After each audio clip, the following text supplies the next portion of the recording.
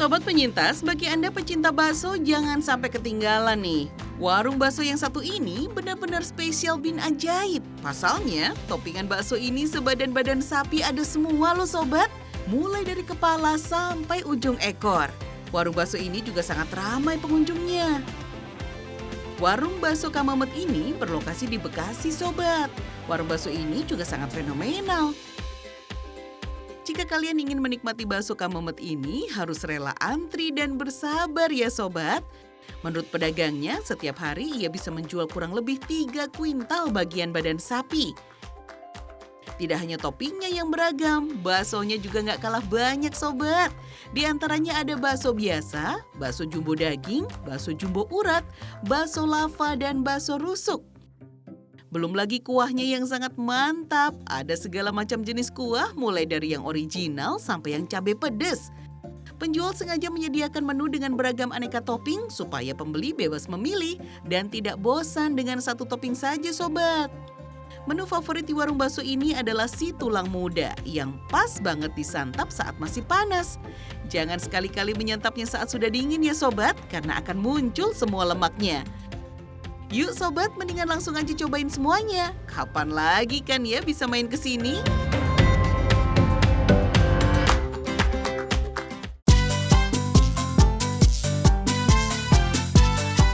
Sobat penyintas, selain kulinernya yang khas, Bekasi juga punya banyak tempat wisata yang asik untuk dikunjungi. Selain memiliki lokasi yang strategis, Bekasi juga memiliki akses transportasi yang mudah didatangi, mulai dari KRL sampai bus Transjakarta. Nah, pasti penasaran kan dengan wisata yang ada di Bekasi? Sobat penyintas bisa mengunjungi lokasi wisata yang cukup menarik. Lokasinya tepat di ujung Bekasi Utara, yaitu wisata air Sungai Jingkem dan Sungai Rindu. Untuk mencapai lokasi ini hanya membutuhkan waktu sekitar 1 jam 40 menit dari pusat kota Jakarta. Bagi para pelancong, untuk sampai di spot wisata bisa dicapai dengan menyewa perahu. Kawasan Desa Samudra Jaya merupakan salah satu pintu masuk menuju ekoturisme Sungai Jingkem dan Sungai Rindu. Kawasan pesisir pantai dipenuhi dengan pemandangan konservasi hutan mangrove yang memanjakan mata. Sungai Jingkem punya lebar 15 meter dan panjang sungai hingga ribuan kilometer. Kawasan wisata alam dengan panjang 2 km ini tidak cuma menawarkan wisata air dan hutan mangrove aja sob. Pada pinggiran sungai terdapat saung-saung dengan sejumlah spot foto yang instagramable. Saung-saung ini juga menawarkan sejumlah menu dengan olahan khas Nusantara. Sama dengan Sungai Jingkem, tawaran di Sungai Rindu juga nggak kalah asik. Dijamin sobat nggak akan menyesal.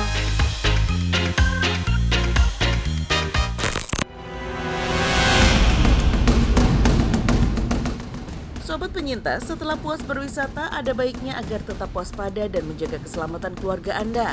Selalu perhatikan aliran arus listrik di rumah Anda agar tidak terjadi kebakaran seperti Desa Jatimulya yang menewaskan sepasang suami istri.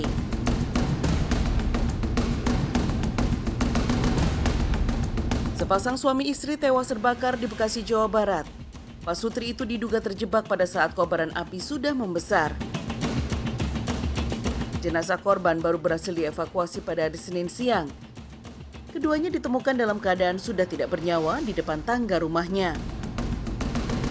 Kebakaran yang menghanguskan 2 rumah pada Senin pukul 2 dini hari ini menyisakan luka mendalam bagi korban selamat Muhammad Idris yang rumahnya ikut terbakar. Tepatnya sih hari Minggu jam 2 lewat seperempat gitu ya. Di saat saya dan istri sama anak saya sedang tertidur di kamar depan sini. Tiba-tiba di depan tuh udah ada suara teriak kebakaran gitu. Pada saat kejadian, Idris sedang tertidur pulas dengan anak dan istrinya di kamar depan. Tiba-tiba ia mendengar suara gemuruh di depan rumah. Ternyata sejumlah warga berteriak ada kebakaran di rumah Idris dan rumah tetangganya.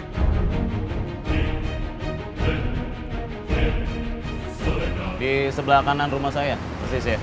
Pastinya sih saya kurang jelas itu akibat karena listrik atau apa. Yang jelas yang saya lihat pas saya keluar rumah, tiba-tiba api sudah besar di ruang tamu dekat jendela luar tetangga saya gitu. Kebakaran itu awalnya terlihat di sebelah rumah Idris yang dihuni pasangan suami istri lansia. Idris mengaku tidak tahu persis akibat dari kebakaran ini. Ia sangat kaget karena api sudah membesar dan menjalar ke rumahnya.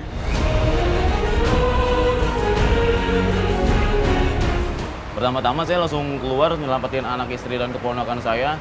Terus saya langsung refleks, langsung memadamkan air dengan air seadanya gitu, Mbak. Idris sempat menyelamatkan barang berharga miliknya berupa motor, televisi, dan juga burung peliharaannya. Sedangkan barang-barang lainnya tidak berhasil diselamatkan. Semuanya ludes dilalap si jago merah. Dari keluarga saya alhamdulillah sih nggak ada ya. Kalau dari yang tetangga sebelah? Dari tetangga sebelah suami istri yang meninggal. Hanya dia berdua, mereka berdua.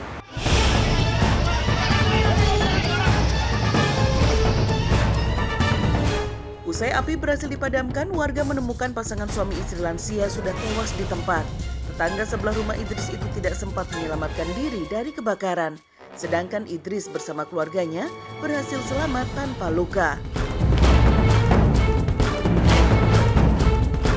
Saat kejadian, warga segera menelpon pemadam kebakaran untuk memadamkan kebakaran ini. 3 unit mobil damkar didatangkan untuk menjinakkan si jago merah. Kalau nggak salah sih 3 ya, kalau nggak salah 3. Itu kira-kira berapa lama proses pemadamannya? Kurang lebih 1 jaman ya, Mbak. Idris pun mengaku usai kejadian mengalami trauma yang cukup dalam lantaran rumah yang selama ini ia tempati bersama keluarga hangus terbakar. Ya trauma sih, pasti ada rasa trauma, Mbak. Idris berharap agar rumah miliknya dapat segera dibenahi agar segera dapat dihuni bersama istri dan anak-anaknya. Kalau saya sih berharapnya agar bisa tinggal di sini kembali, agar cepat-cepat bisa rapih lagi gitu. Sementara ini Idris dan keluarganya masih menumpang tinggal di pos sekretariat RT. Pengurus RT setempat memberikan izin Idris dan keluarga untuk singgah di tempat itu sampai rumahnya siap ditempati lagi. Saya tinggal di pos RT. Kebetulan Bapak RT dengan berbaik hati mengizinkan saya dan keluarga saya untuk tinggal di pos tersebut. Muhammad Syah, ayah Idris juga berharap rumahnya segera diperbaiki agar seluruh keluarganya dapat berkumpul seperti dulu. Dirinya juga merasa sedih usai kejadian kebakaran ini. Ia ingin agar bisa berkumpul bersama warga sekitar kembali. Supaya cepat diperbaiki lagi dah rumah saya dan supaya bisa berkumpul kembali kepada anak-anak saya dan cucu-cucu saya dan sama warga yang ada di sini. Sobat penyintas, musibah kebakaran banyak diakibatkan berbagai hal, dari saluran gas yang bocor, kembang api, lilin hingga arus listrik. Bila Anda mengalami kejadian korsleting arus listrik, usahakan Anda tidak mengotak-atik meteran listrik sendiri. Jika ada kendala, Anda bisa menghubungi pihak PLN setempat dengan menelpon ke call center PLN 123. Lalu cek instalasi arus listrik maksimal 10 tahun sekali ya sobat. Hal ini untuk memastikan tidak ada kabel yang rusak atau terbakar. Jika ada kabel yang rusak, Anda bisa langsung menyerahkan kepada pekerja PLN setempat. Selanjutnya, cek steker di rumah Anda. Jika terdapat warna kehitaman di sekitarnya, sebaiknya Anda segera mengganti dengan yang baru. Yang paling penting, jangan menumpuk steker secara berlebihan. Hal itu bisa menyebabkan panas berlebih dan berpotensi menimbulkan kebakaran. Jangan lupa juga selalu menggunakan peralatan listrik yang berkualitas dan wajib SNI. Jangan tergoda dengan harga murah, tapi kualitasnya kurang baik.